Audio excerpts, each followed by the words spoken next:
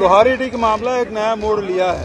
15 तारीख की घटना है और आज 16 तारीख, पूरे एक महीने वो घटना हो गई और तब से पुलिस ये मान रही थी कि शिव प्रसाद और कचरू ने आत्महत्या की है और अंततः लगातार पत्राचार और जो लगातार दबाव बनाए उसकी परिणति थी कि आज बालाघाट पुलिस ने, मध्य प्रदेश पुलिस ने स्वीकार किया कि ये हत्या है और हत्या के आधार पर 6 लोगों की गिरफ्तारियां हुई और उसमें रघुनाथ साहू जिसको जला के मार डाला गया उसका लड़का भी है, जिसके गवाही पर 167 लोगों के खिलाफ FIR दर्ज हुआ और 69 लोग जेल में बंद थे, जिसमें प्रशांत साहू के पुलिस पिटाई से मृत्यु हुई। तो ये पूरा मामला 360 डिग्री बदल गया है। प्रदेश का गृह मंत्री, SP लगातार इस मामले को दबाने की कोशिश कर रहे थे। अब ये मामला ये तय भी हो गया। हम लोग शुरू से कह रहे थे ये हत्या की जांच होनी चाहिए। या दूसरी बात ये है कि जो लोग कचरू साहू के पोस्टमार्टम में गए थे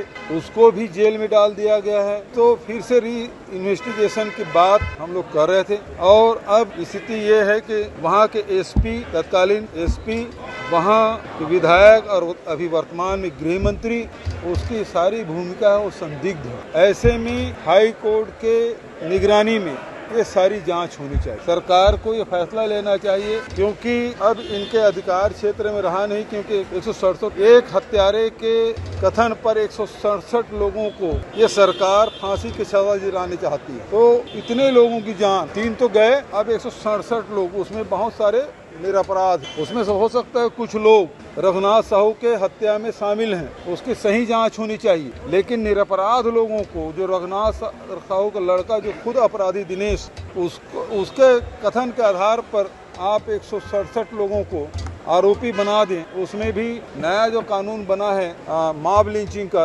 103(2) और 103(a)(1), ये सारे लागू हो गए। मैं 5 धाराएं जो बताया था वो सारे हैं। तो अब इसको फिर से विवेचना करने की जरूरत है और ये तभी संभव है जब हाई कोर्ट के सिटिंग जज या कोर्ट के जज निगरानी में ये SIT गठन करके इसकी जांच की जाए। दूसरा जो मामला है, अब इसमें आप देखेंगे विजय शर्मा जी कुछ कह रहे हैं और तत्कालीन SP का बयान कुछ और कह रहा है। तो ये बातें हैं। वैसे भी तत्कालीन SP जब बैगा जनजाति की हत्या हुई थी तब भी इन्होंने उसे आत्महत्या करार दिया था। कांग्रेस पार्टी ने इसे प्रेस कॉन्फ्रेंस किया, जन आंदोलन का मुद्दा बनाया, तब जाके वो हत्या के मामले दर्ज हुए, उसमें जांच की गई। इसमें भी जो तत्कालीन SP है प्रशांत साहू के मामले में भी वो झूठ बोल रहे थे, उनको मिर्गी आती है। और तीसरा झूठ कचरू साहू के हत्या के मामले में भी उन्होंने आत्महत्या बताने के लिए बताया उन्होंने।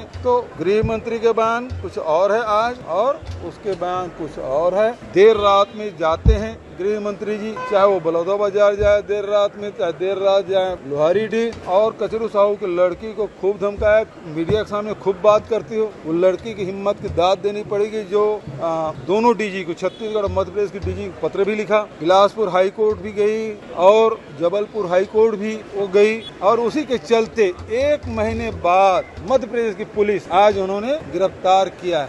1 महीने तक क्या करती रही? दोनों प्रदेश की पुलिस बचाने की कोशिश कर रही है। किसके इशारे पर?